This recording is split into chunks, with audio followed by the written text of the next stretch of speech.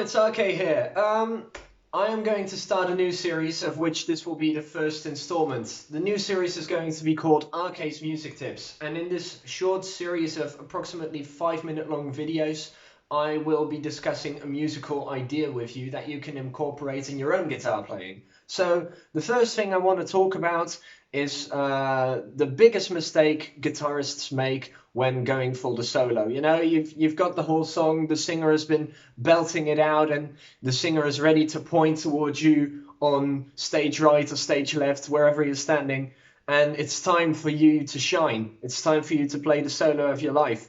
And the one thing I see pretty much every guitar player do in a live setting, and I completely get it because I've been there, I've done that as well, but what I always see is the first note of their guitar solo immediately is the most impressive thing that they can do. And that's great, but you need to keep the audience entertained for the entire solo. If I start doing this very impressive scalar run into the solo and then nothing happens after that, that's a massive bummer for the crowd because, okay, yeah, sure, the guitar player can do this. He got my attention. He or she got my attention. I want to know more. And then nothing exciting happens. So what I suggest you do is try and build that up like I did in that intro thing. So I started very low as well. I started low and worked my way up the register to build suspense. You know, what's he going to do? And I made sure that the first things I played in the solo were fairly simple things. And then I would progressively go up in difficulty, not necessarily, but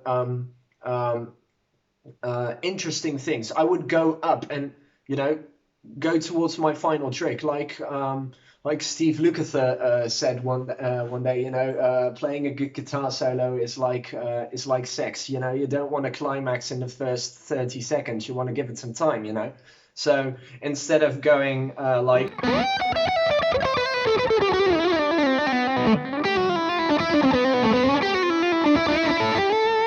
or something along those lines, if you go like that, in the first few bars of your solo, you've lost the crowd. So perhaps do something that's a little more laid back and sparse in the beginning of the solo, only to work towards that moment of, oh, you know. So something along these lines, perhaps. So.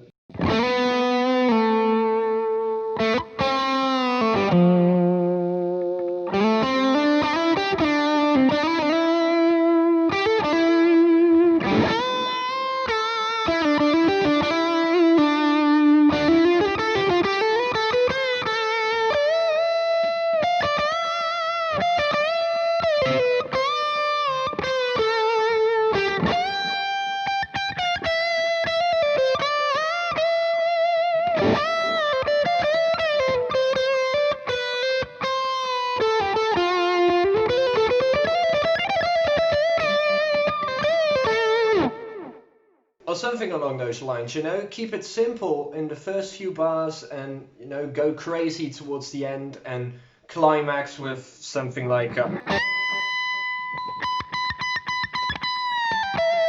know, always finish on the highest note and hold on to that note for a long time. Steve Lukather's guitar solo during the Wings of Time song they did in the 2013 gig in Poland is the perfect example of that. Throughout the entire solo, he does really impressive stuff, but the crowd loses it as soon as he goes for a really big bend, which of course, you know, a big bend is simple in terms of, you know, execution. You don't need a lot of technical ability in order for you to hold on to a bend. Sure, you need to know how to intonate, but it's not as complex as doing this whole arpeggiated 4-finger tapping or whatever kind of stuff. So work towards the high note.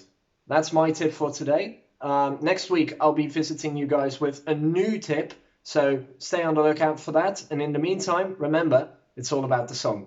Bye.